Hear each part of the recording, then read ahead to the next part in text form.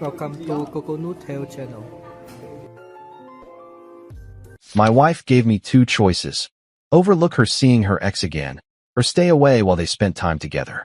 I chose the third option. Pack your bags before this gets out of hand. My name is Derek Nolan, and I am the owner of Nolan's Auto Repair on the outskirts of Bayport in Maine. Nothing fancy, but it pays the bills and puts food on the table, or at least it did. The front door opened with that familiar creak I had been meaning to fix for months. Vanessa's heels clicked on the hardwood floor, each step deliberate and sharp. She appeared in the kitchen doorway, still wearing that black dress I bought her for our anniversary last year. Her lipstick was smudged, and her hair looked like she had run her fingers through it. "You are up late," she said without meeting my eyes. She walked over to the sink and poured herself a glass of water, her movements careful and controlled. "I could not sleep," I replied, keeping my voice steady. The funny thing about insomnia is that it makes you notice things you usually miss, like the fact that you have been coming home later and later these past 2 months. Vanessa turned around, leaning against the counter. Even at almost 3 in the morning, she looked calm, as if she had rehearsed this moment. "We need to talk, Derek. I am listening." She took a deep breath, and for a fraction of a second, I thought I saw something resembling regret cross her face. Then it vanished, replaced by that cold determination I had been seeing more and more lately. "I am not happy," she said. "I have not been for a long time. This marriage, this life we built together, it is not enough anymore." I put down my coffee mug, the ceramic making a soft clink against the wood. "Not enough anymore. That is an interesting way to put it, Vanessa. Care to elaborate? Do not make this harder than it has to be." She crossed her arms over her chest. "I am seeing Trent Caldwell again." Trent Caldwell, her high school boyfriend, the golden boy who left town for college and came back 5 years ago with a fancy business degree and a boat brokerage at the marina. The same Trent who had been orbiting Vanessa ever since he returned, always finding excuses to drop by her office at Bayport Marine Supply. "How long?" I asked. "Does it matter?" "It matters to me." She sighed, as if my need to know was an inconvenience. 3 months. 3 months. While I was working 14-hour days to keep the shop afloat, while I was bringing her coffee in bed every morning and asking how her day went every evening, she was planning her exit strategy. "So what happens now?" I asked. "You want a divorce? We split everything down the middle and go our separate ways." Vanessa's laugh was bitter. "It is not that simple, Derek. Trent and I want to be together, really together. But we are not ready to go public yet. His business is still getting established, and my position at the company requires a certain image." I felt something cold settle in my chest. "What exactly are you asking me to do, Vanessa?" She finally met my eyes, and I saw no shame in them, no guilt, just a cold calculation. "I am giving you 2 choices. You can stay married to me and look the other way while I see Trent. Or, you can make yourself scarce when we need privacy. Think of it as an arrangement that works for everyone." "An arrangement?" I repeated slowly, tasting the bitterness of the word. "You want me to be your cover while you carry on this inappropriate relationship with your former boyfriend? I want you to be practical. We both know you cannot afford to lose half of everything in a divorce. The shop is barely breaking even, and this house is the only asset we have. Trent has connections, resources. He can help us both out if we handle this maturely." I stood up from the table, my chair scraping against the floor. Vanessa took a small step back, and I realized she was nervous. Good, she should be. "You know what, Vanessa? You are right, I do have 2 choices." I stepped close enough to see the golden flecks in her brown eyes. "But you forgot option number 3. "What is option number 3? I smiled, and it was not a kind smile. "Option number 3 is that you start packing your bags before I decide to have a little chat with Trent and tell him to keep his distance from my wife." Vanessa's confidence cracked a little. "You cannot threaten him, Derek. That is not right. Did I threaten anyone? I just said I wanted to have a chat. Trent is a reasonable guy, right? I am sure we can work this out man to man." "You are being ridiculous. This does not have to get ugly." "Ugly?" My laugh echoed off the kitchen walls. "Vanessa, you just asked me to accept your inappropriate relationship with my blessing. We passed ugly about 3 sentences ago." She squared her shoulders, putting on that professional mask she wore to work. "Fine. If that is how you want to play it, I am staying at Qley's tonight. We can discuss this like adults when you have had time to calm down. You do that. Say hi to Kayla for me. I am sure she has been very supportive during your little crisis of conscience." Vanessa grabbed her purse from the counter and headed for the door. She stopped in the doorway, looking back at me. "This does not have to destroy everything we built, Derek. Think about what I am offering." "I will think about it," I said. "I will think about it very seriously." After she left, I sat back down and stared at the closed door. The house felt different now, as if something fundamental had shifted in its foundation. I picked up my phone and scrolled through my contacts until I found Trent's number. My thumb hovered over the call button for a long time before I set the phone down. Not yet. If Vanessa wanted to play games, I needed to understand the rules first. I went up to our bedroom and opened Vanessa's jewelry box. Hidden beneath her earrings was a spare key to her car. I slipped it into my pocket, then walked over to her dresser, pulling open the bottom drawer where she kept her old diaries and photo albums. Tucked behind a stack of college yearbooks was her tablet, the one she claimed was broken. The screen lit up when I pressed the power button. It was not broken at all. I knew Vanessa's passwords. After 8 years of marriage, you tend to remember those things. Her tablet synced with her phone, which meant I had access to her texts, her emails, everything. I told myself I was only confirming what I already knew. But as I scrolled through weeks of messages between Vanessa and Trent, I realized I had been naive about the depth of this betrayal. The messages were very personal and detailed, completely devoid of remorse. They had been planning this for months, not 3. Trent had coached her on what to say to me, on how to handle the conversation. There were messages about hotel reservations, about the times I would be at the shop, about how to manage their situation until Trent's business was stable enough for him to go public. But it was the group chat that really made my hands shake. Vanessa, her best friend Kayla, and her coworker Lindsay had been discussing the whole situation like it was a drama. They called me the mechanic and made jokes about my ignorance. Kayla had even suggested that Vanessa try to make me accept the arrangement, calling it the perfect solution for a modern woman. Lindsay's contribution was particularly telling. "Just make sure you get it in writing. You would not want him to change his mind and cause trouble later." I set the tablet down and walked over to the window, looking out at the empty driveway. The streetlight bathed everything in a pale yellow glow, making the familiar neighborhood feel strange and freezing cold. Vanessa thought she was offering me a choice, but she had already made her decision months ago. She had planned this whole conversation, probably rehearsed it with her friends. They had all had a good laugh at poor, unaware Derek and how easily he would be manipulated. I pulled out my phone, opened my notes app, and typed a single line. Let the games begin. I did not sleep a wink. Instead, I spent the pre-dawn hours planning. By the time the sun rose over Bayport Harbor, I had a list of 17 different ways to complicate Vanessa's life. I decided to start with the practical things. At 6 in the morning, I drove to the shop and backed Vanessa's Toyota Camry into Bay 3. Hank Rossi, my lead mechanic and the closest thing I had to a best friend, arrived an hour later with coffee and donuts from Betty's Diner. "Boss, why is Mrs. Nolan's car here? Does it need fixing?" Hank was 62, built like a fire hydrant, and had been working on cars since long before I was born. He had taught me half of what I knew about engines and everything I knew about handling difficult customers. More importantly, he was fiercely loyal and had never much cared for Vanessa. "Vanessa and I are having some marital issues," I said, popping the Camry's hood. She decided she needed to step back and figure things out. "Step back, huh?" Hank sipped his coffee and watched me disconnect the battery. "That is what my second wife said right before she ran off with that insurance salesman from Portland. Vanessa is not running off. She is just exploring her options with Trent Caldwell." Hank nearly choked on his coffee. "Trent Caldwell? The pretty boy with his own boat business? Well, that explains why she has been dressing to the nines for work lately. I saw her at the grocery store last week wearing more makeup than a carnival worker." He paused, studying my face. "So what is the plan, boss?" I pulled the spark plugs from the engine and set them on my workbench. "The plan is to give Vanessa exactly what she asked for, space.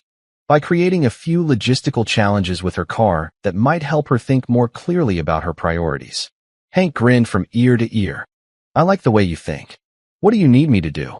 While Hank drained the oil from Vanessa's car and replaced it with water, I walked into the office and made a few phone calls.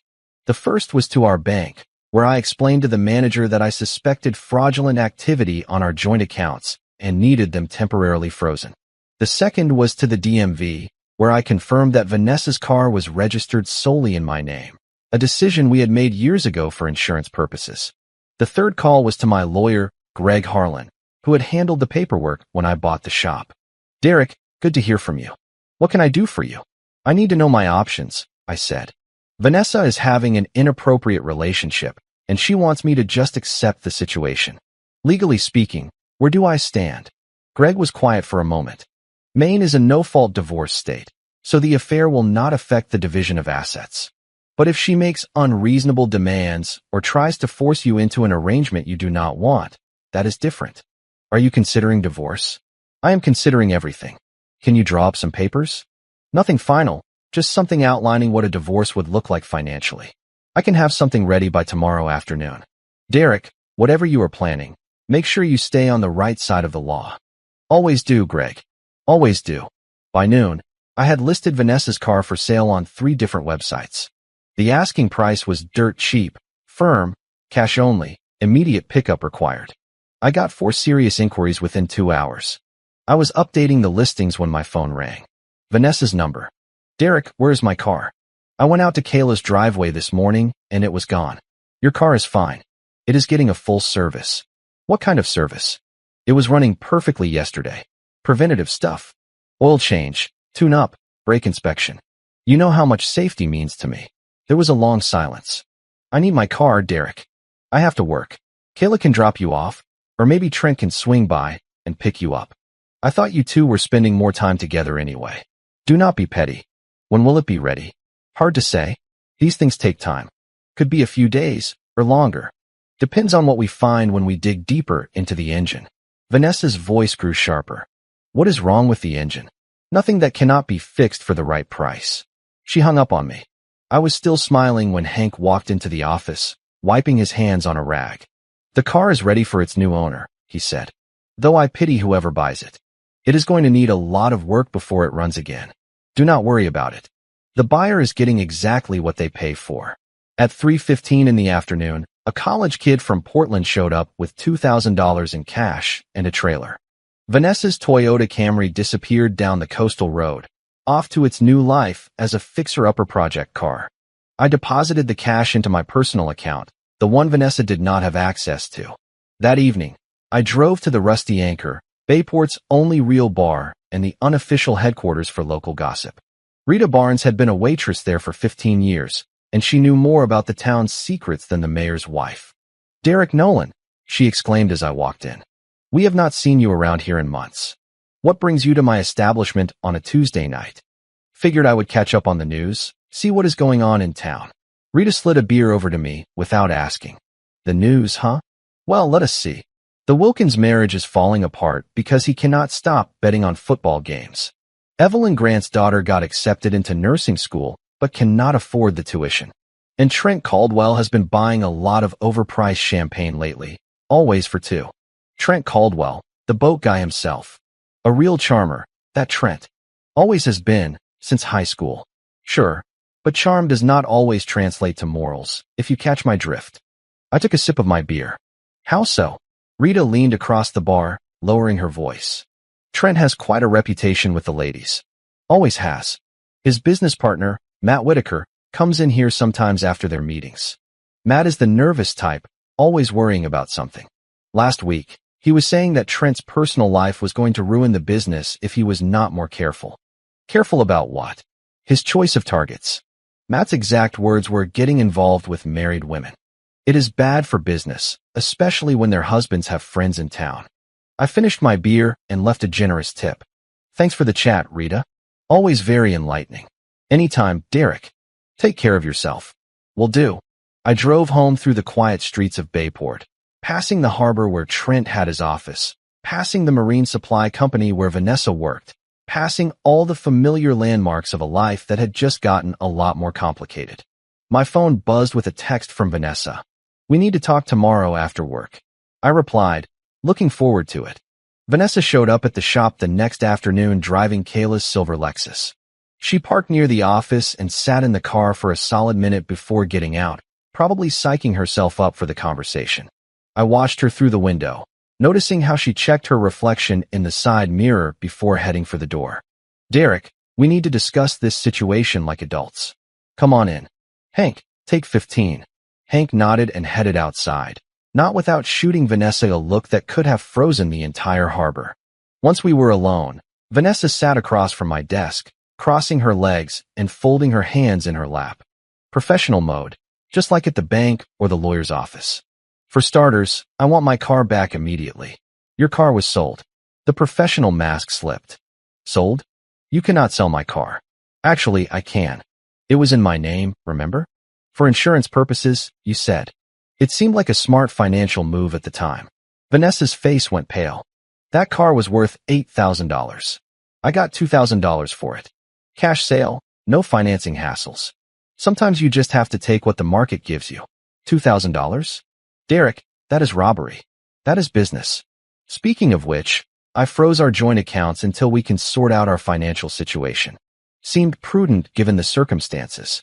Vanessa stood up, her hands clenched into fists. You cannot do that. I need access to that money. I have bills, responsibilities. So do I. The loan on this place, equipment financing, business insurance. The funny thing about responsibilities, Vanessa, is that they do not just disappear because you are having a crisis. It is not a crisis. It is just me trying to find a little happiness in a marriage that has not worked for years. I leaned back in my chair, studying her face. When did it stop working? Was it before or after you started planning your relationship with Trent? I never planned anything. It just happened. Really? Because I have text messages that suggest otherwise. Lots of texts. Very personal ones. Vanessa's composure completely shattered. You snooped through my phone. Your tablet, actually. The one that was supposedly broken. Amazing how technology works these days. Cloud storage, automatic syncing. A person's whole life just floating freely in cyberspace. She sank back into her chair. What do you want, Derek? I want my wife back. The one I married 8 years ago before she decided our life together was not exciting enough anymore. But that woman seems to be gone. So, I will settle for honesty. I was honest with you. No, you were strategic.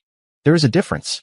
Being honest would have been coming to me 6 months ago and telling me you were not happy. Being honest would have been suggesting couples counseling, a trial separation, or any of the dozens of other ways married people handle their problems. Being strategic was planning your exit while keeping me on the hook as a safety net. Vanessa was quiet for a long time. When she spoke again, her voice was softer. I never wanted it to happen this way. But it did. And now we both have to live with the consequences. What consequences? I pulled a manila envelope from my desk drawer and slid it across to her. Divorce papers. Preliminary ones. Just so we are both clear on what lies ahead. Greg Harlan drew them up yesterday. Vanessa opened the envelope with trembling hands. As she read, her face cycled through several different expressions: surprise, anger, fear. This gives you everything. The house, the business, even my retirement fund. Maine is an equitable distribution state, not community property. The judge looks at who contributed what to the marriage and divides things accordingly. I have been supporting both of us for the last 3 years while you saved your salary for. What exactly? Your getaway fund. I was trying to be responsible. You were trying to cover your bases. Well, congratulations. You covered them so well that you boxed yourself out of half of everything. Vanessa pushed the papers aside. What do you want from me, Derek? Do you want me to beg? To apologize? To promise I will never see Trent again? I want you to understand that actions have consequences. You made a choice, and now you have to live with it. No going back, no second chances, no arrangements that let you have your cake and eat it too. My phone rang. Trent Caldwell's number. Answer it, Vanessa said quickly. Please, Derek. Let me talk to him. I hit the speaker button. Nolan's auto. Derek, it is Trent Caldwell. I think we need to have a conversation. About what, Trent? About Vanessa. About the situation we are all in. I looked at Vanessa, who was shaking her head frantically. What situation, Trent? Look, I know you are angry, and I get it. But taking it out on Vanessa is not going to solve anything. She needs her car, and she needs access to her money. Her car was sold, and the money is tied up in legal proceedings. Divorce gets complicated like that. There was a silence. Nobody said anything about divorce. I did. About 5 minutes ago. Vanessa can fill you in on the details. Derek, be reasonable. We are all adults here. We can figure out a solution that works for everyone. I looked at Vanessa, who was staring at the phone like it was about to explode. Works for everyone? That is an interesting concept. What did you have in mind, Trent? Why do not we grab a drink tonight? The three of us. We can hash this out like civilized people. The three of us. Like some kind of negotiation. Like three people trying to find a mutually beneficial arrangement. I smiled at Vanessa, who looked like she was going to be sick. You know what, Trent? That sounds like a great idea. How about the Rusty Anchor at 8 in the evening? Rita makes a killer martini. The Rusty Anchor? That is a little public, is it not? Maybe somewhere more private. Trent, if we are going to discuss my marriage, I want witnesses. Lots of them. See you at 8. I hung up and looked at Vanessa. Well, this promises to be interesting. Derek, please do not do this.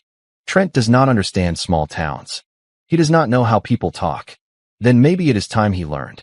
The Rusty Anchor was packed by 7:30 in the evening. Word had gotten around town that Derek Nolan was having a drink with his wife and her former boyfriend, and half of Bayport had suddenly decided they needed a beer that night. Rita had wisely called in extra staff, and the atmosphere was electric, thick with anticipation. I arrived first, claiming a table right in the center of the room where everyone could see and hear everything. Hank was already there, sitting at the bar with old man Walt Simmons, my 70-year-old neighbor who had retired from the state police 5 years ago. Rita brought me a beer without asking. Full house tonight, she noted. News travels fast in a small town. You can say that again, Derek. Whatever you are planning, just remember everyone is watching. That is exactly what I am counting on. Vanessa and Trent arrived together at 8:15 in the evening. Trent looked like he had stepped straight out of a yacht club catalog. Chino pants, a polo shirt, boat shoes with no socks. Vanessa had dressed down for the occasion, probably hoping to blend in, but she still looked more like she was headed to a business meeting than grabbing a drink with her husband. They approached my table cautiously, Trent leading the way with his hand on the small of Vanessa's back. The gesture was possessive, territorial, and everyone in the bar noticed it. Derek, Trent said, holding out his hand. Thanks for agreeing to meet with us. I did not shake his hand. Trent, Vanessa, please have a seat. Can I get you a drink? Trent ordered a neat scotch. Vanessa asked for white wine. Rita brought the drinks over herself, lingering just long enough to make it clear she was listening to every word. So, Trent said, settling into his chair. Here we are, I confirmed. 3 adults having a civilized conversation about my wife's inappropriate relationship. Several conversations at nearby tables died down. Trent glanced nervously around the room, realizing for the first time that we had an audience. Maybe we should keep our voices down, he suggested. Why? Are you ashamed of something? Vanessa leaned forward. Derek, please. Let us just talk about this reasonably. I am being very reasonable. Trent wanted to discuss the situation, so let us discuss it. Trent, why do not you start by explaining your position? Trent took a sip of his scotch, gathering his thoughts. Look, Derek, I know this is awkward. Nobody planned for things to happen this way. Things do not just happen, Trent. People make choices. Vanessa chose to start this relationship with you. You chose to get involved with a married woman. Those are deliberate decisions. Sometimes people fall in love despite the circumstances. Love, I repeated. Is that what we are calling it? I pulled out my phone and opened the screenshots of the text messages I had taken from Vanessa's tablet. Let me read you a little bit of that, Trent. This one is from Vanessa to you, dated last Tuesday. I cannot wait to see you again. Derek is working late, so we have the whole evening. Vanessa's face went ashen. Trent looked like he wanted to crawl under the table. The bar had gone completely silent. Or how about this one? From you to her. Hotel room booked for Saturday. Tell the mechanic you are having a girls' night with Qley. Derek, stop, Vanessa whispered. The mechanic. That is what you call me in your little private conversations, is it not? Not your husband, not Derek. The mechanic. Trent found his voice again. Those messages were private. Oh, really? Because according to this group chat Vanessa has with her girlfriends, your private business has been entertainment for half the women in this town. I swiped to another screenshot. Here is Qley, Vanessa's best friend since high school. Girl, you have the best of both worlds. Financial security with Derek and excitement with Trent. You are living the dream. Kayla, who had just walked into the bar with her husband, froze in her tracks. Every eye in the room turned to her. And here is Lindsay from Vanessa's office. Make sure you take pictures of the hotel room. I want to live vicariously through your exciting side. Trent stood up abruptly. That is enough. Sit down, Trent. We are just getting started. I do not have to sit here and listen to this. Actually, you do? You see, you wanted to have a conversation so we could figure out a solution. Well, this is me figuring out a solution. In public, with witnesses. Just like you suggested.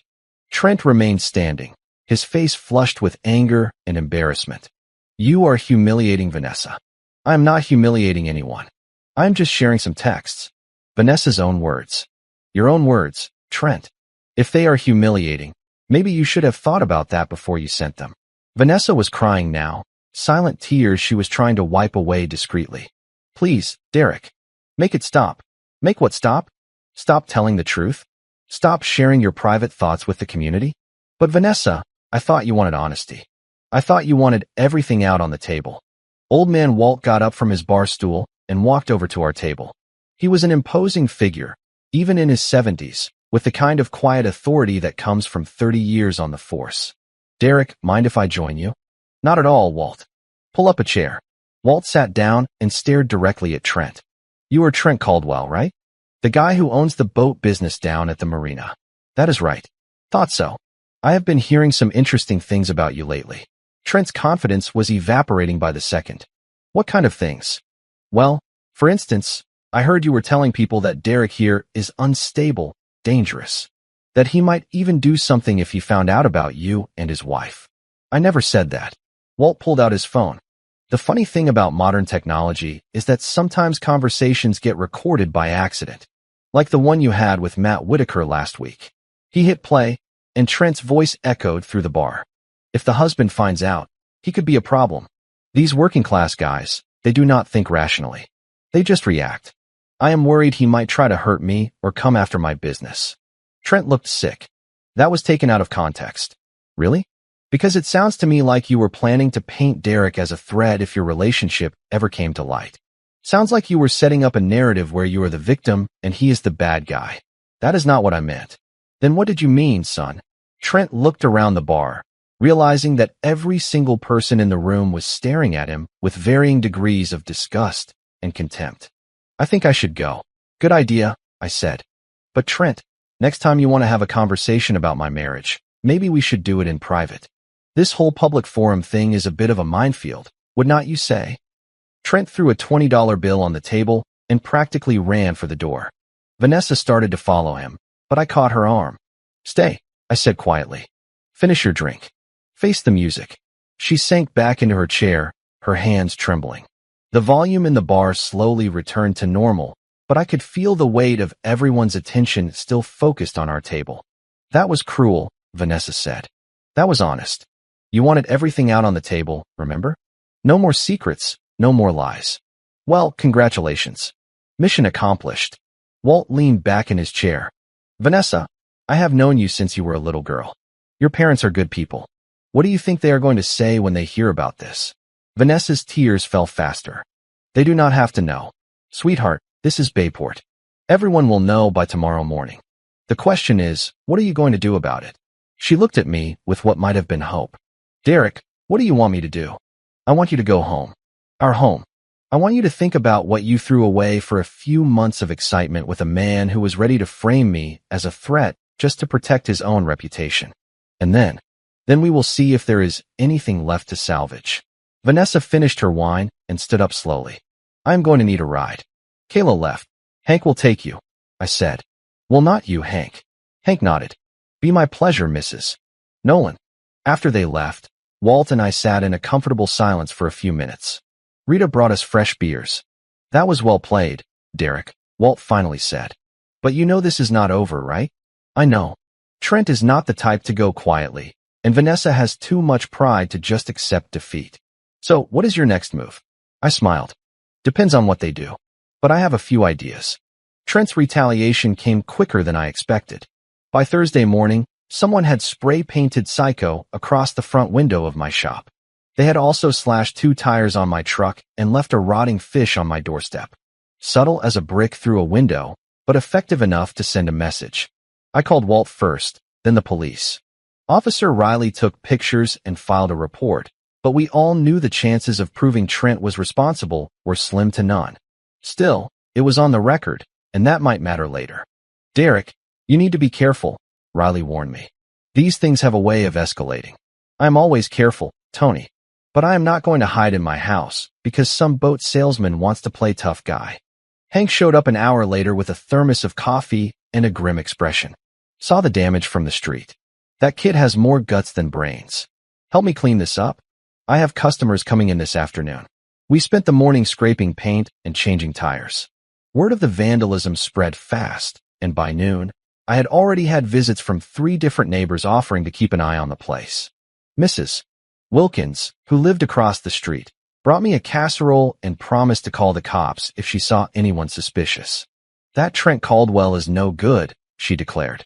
Never was, even in high school. His poor parents tried their best, but sometimes the apple just falls too far from the tree.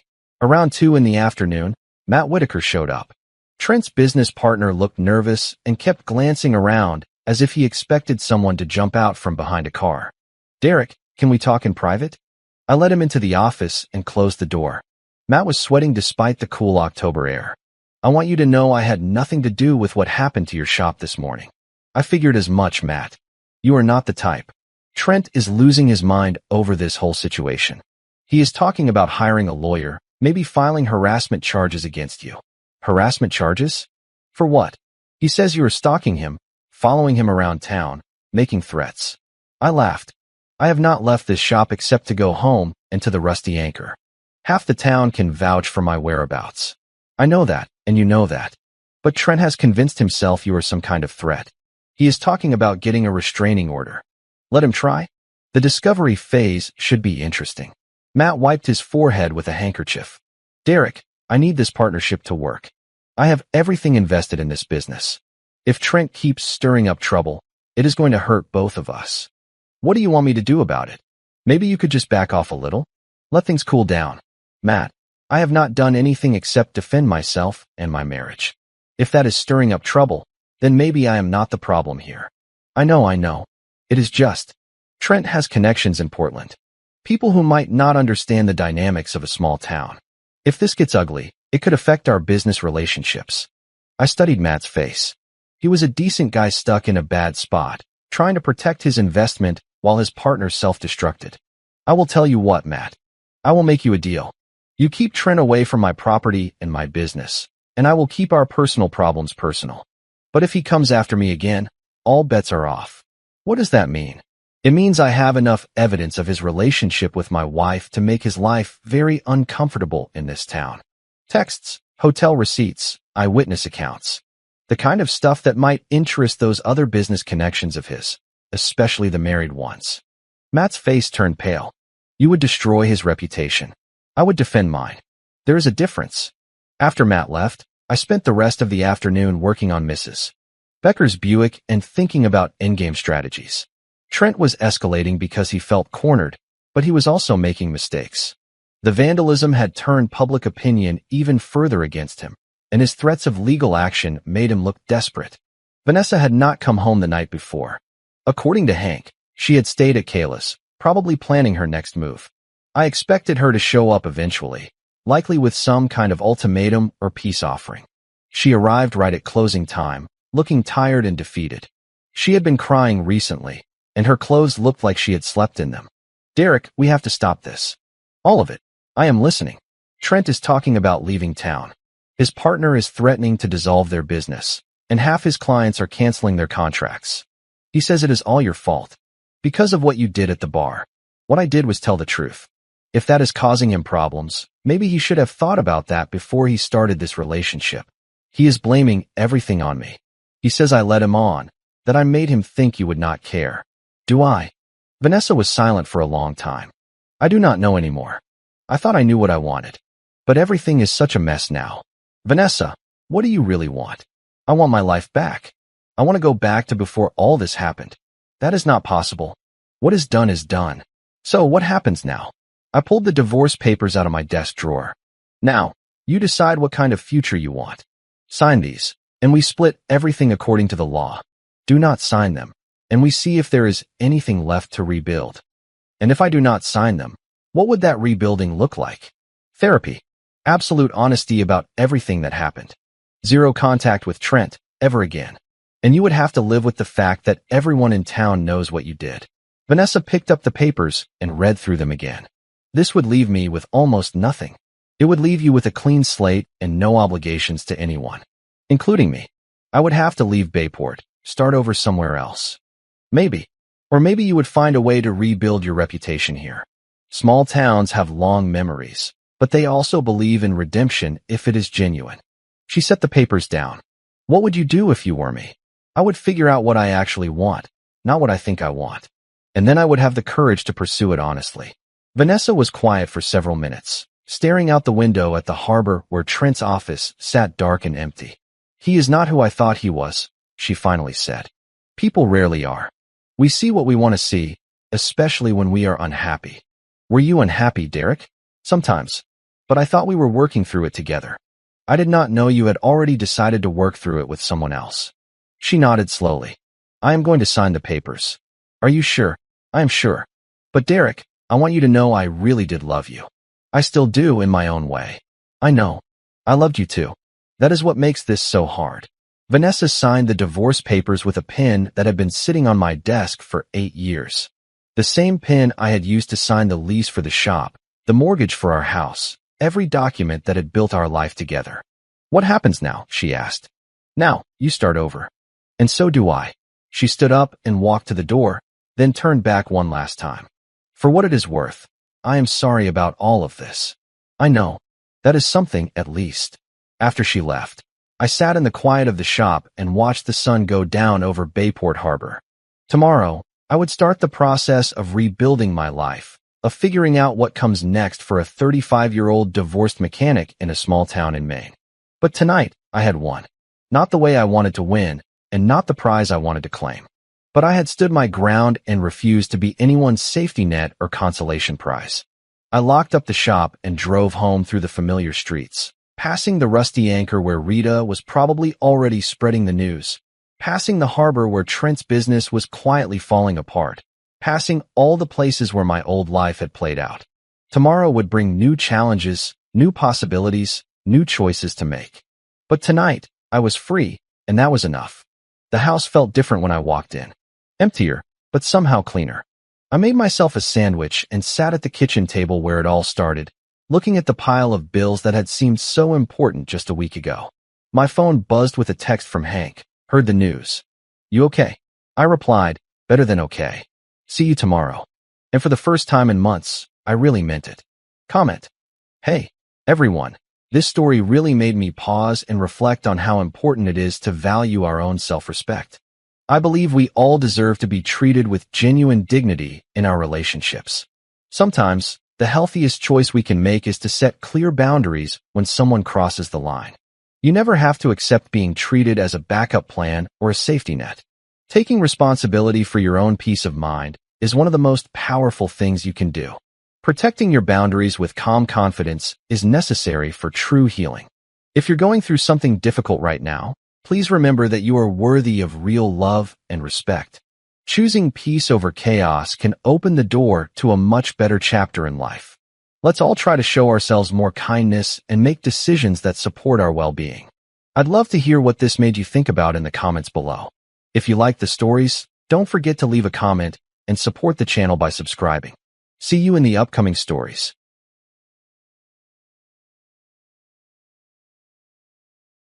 Thank you for taking the time to watch and support our channel. It's shocking mean a lot to us.